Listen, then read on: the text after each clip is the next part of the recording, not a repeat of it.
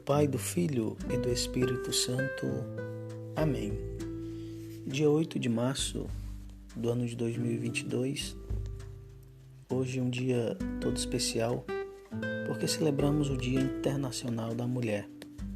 Nós, padres da Diocese de Sobral, estamos reunidos em retiro, mas ao mesmo tempo o dia de hoje será um dia de agradecimento, de louvor, de orações por todas vocês, mulheres, pessoas dedicadas, pessoas que nos ensinam o que significa o serviço, que nos ensinam o que é fazer algo por amor, que nos ensinam o que é seguir Jesus Cristo.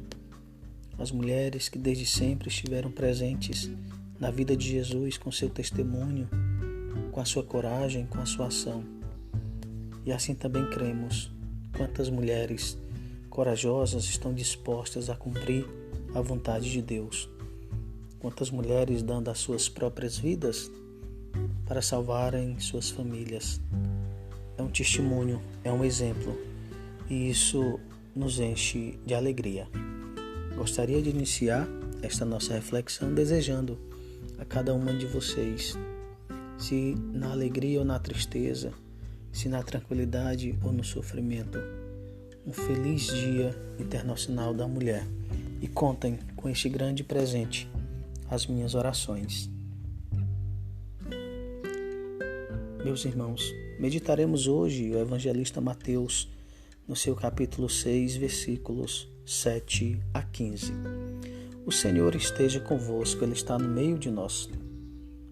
Proclamação do Evangelho de Jesus Cristo, segundo Mateus. Glória a vós, Senhor.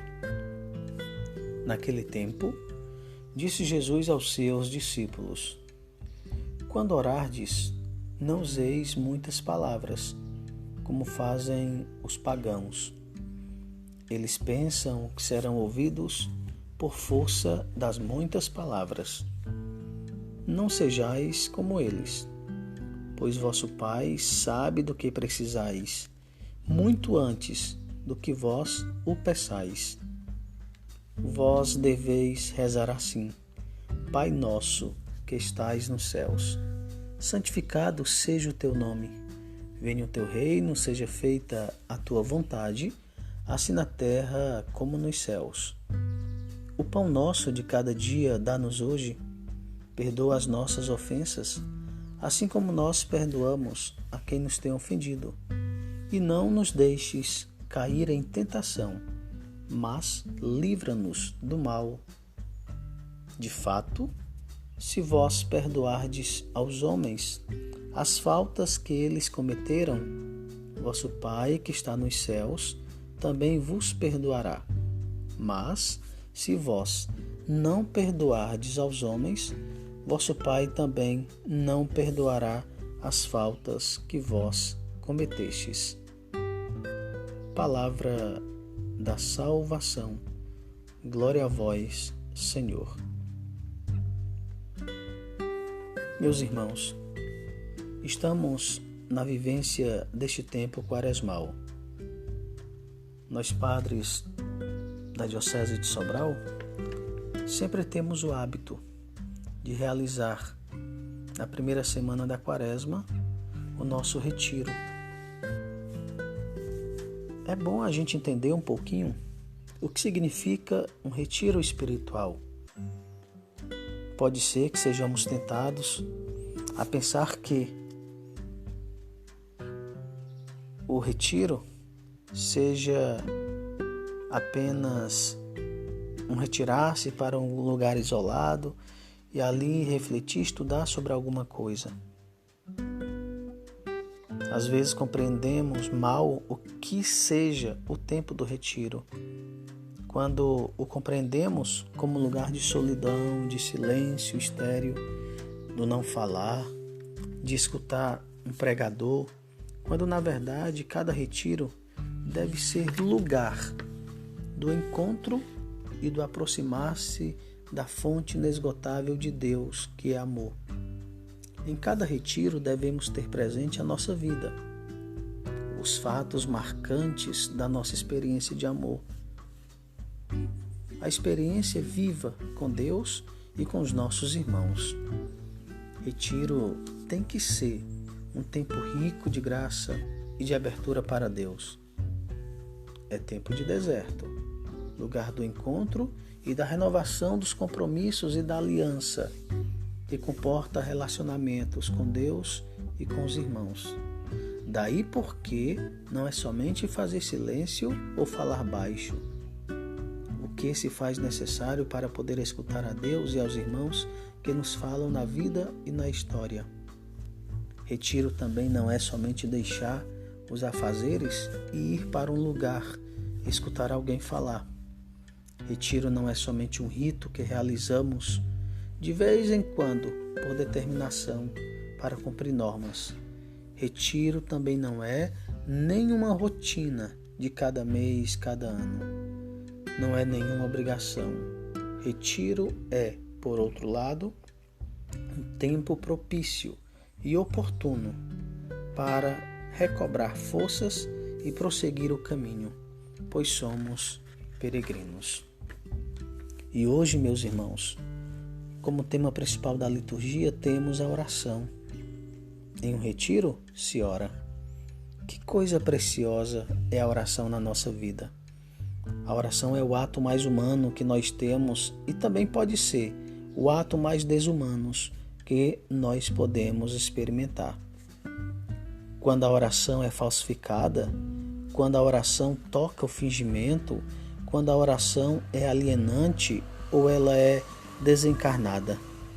Por isso, Jesus ensinou aos seus discípulos e deu muita atenção à oração e quer também nos ensinar a importância desse ato humano, porque a oração é o diálogo com Deus. Orar é falar com Deus. A palavra diálogo tem dois termos do grego, dia e logos. Quer dizer, é a conversa, é o colóquio entre duas pessoas. Então, nesse diálogo nosso com o Pai, acontece a oração. A oração é estar diante, totalmente, do outro, que é Deus. A oração não é estar diante de uma coisa.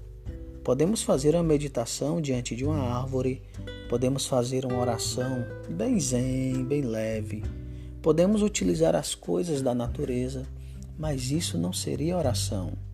Isso poderia ser um repouso para a mente e para o corpo, mas oração não.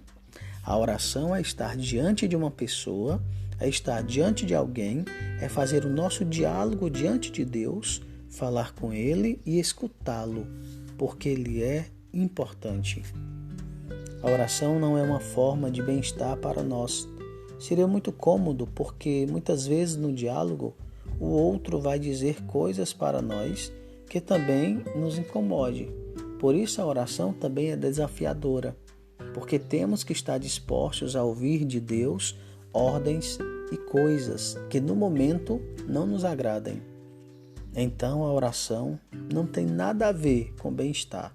A oração é estar diante de uma pessoa. Eu posso e devo me perguntar, quando eu rezo, estou diante de quem? Estou diante de mim mesmo? Estou diante das minhas preocupações? Estou diante das minhas distrações? Por isso Jesus recomenda no Evangelho, não façais como os pagãos. Por quê? Porque os pagãos, você sabe, uma pessoa pagã é quem não conhece a Deus. E por não conhecer a Deus, querem na oração dobrar a Deus, convencê-lo de alguma coisa que satisfaz a sua própria vontade enquanto humano. Mas nós não precisamos, porque sabemos que Deus é Pai, e se Ele é Pai, terá sempre o melhor para nós. Mesmo que, talvez, naquele momento, a resposta não seja a que nós pretendemos ou esperamos. Então, você e eu não rezamos como pagãos, porque não queremos convencer Deus a nada. Sabemos que Deus é nosso Pai e Ele cuida de nós. Então hoje, faça uma experiência totalmente nova com a oração do Pai Nosso. Reze em família essa oração que o Senhor mesmo nos ensinou. saboreie cada uma das invocações, cada palavra do Pai Nosso, porque ali é o diálogo com Deus, é o diálogo com o nosso Pai.